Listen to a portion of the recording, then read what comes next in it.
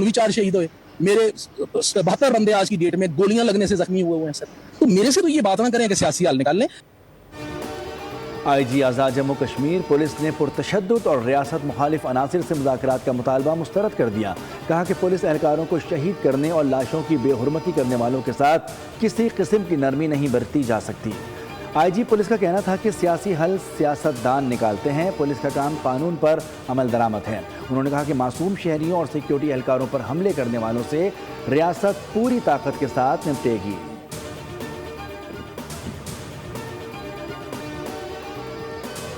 میں stable number 1 کا general secretary ہوں اور گڈ فارورڈنگ یونین کا بھی میں عہدیدار ہوں. ہماری ریکویسٹ ہے کہ جو ادارے ہیں ہمارے, جو وہاں پہ انتظامیہ کے ساتھ لوگ ہیں, یہ ہمارے ڈرائیور حضرات کو انہوں نے مارا کوٹا بھی, اور انتشار پسند لوگوں نے ان لوگوں نے ڈیزل بھی نکال دیا, مارا کوٹا بھی اور زخمی بھی کیا, اور تمام سامان ان کا لوٹ کے درخواست ہے کہ ان کو حفاظت سے واپس پہنچایا جائے.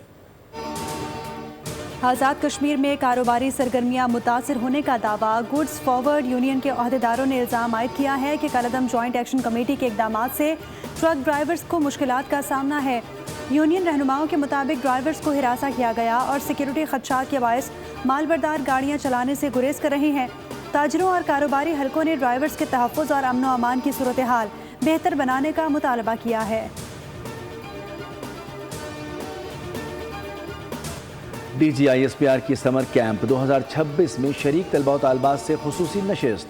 پاکستان بھر کے 18 سے زائد شہروں کی 9ویں سے 12ویں جماعت کے 4000 سے زائد طلباء کیمپ میں شریک ہیں.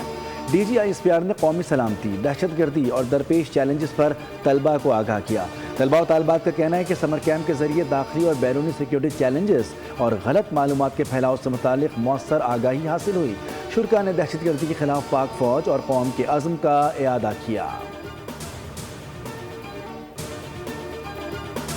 افغانستان کی معیشت بدترین بحران کا شکار ہونے کا دعویٰ. غیر ملکی میڈیا رپورٹس کے مطابق طالبان حکومت کی معاشی پالیسیوں, بڑھتی مہنگائی, بے روزگاری اور سرمایہ کاری میں کمی کے باعث عوامی مشکلات میں اضافہ ہوا ہے.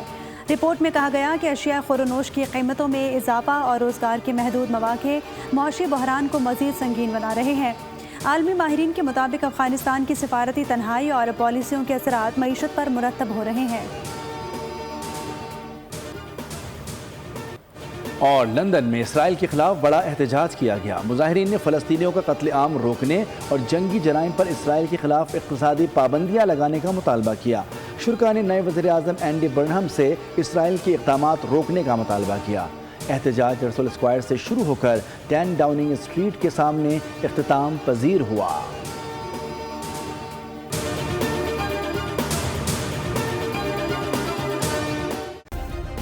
سبسکرائب کریں اور بیل دبائیں تاکہ کوئی خبر رہ نہ جائے.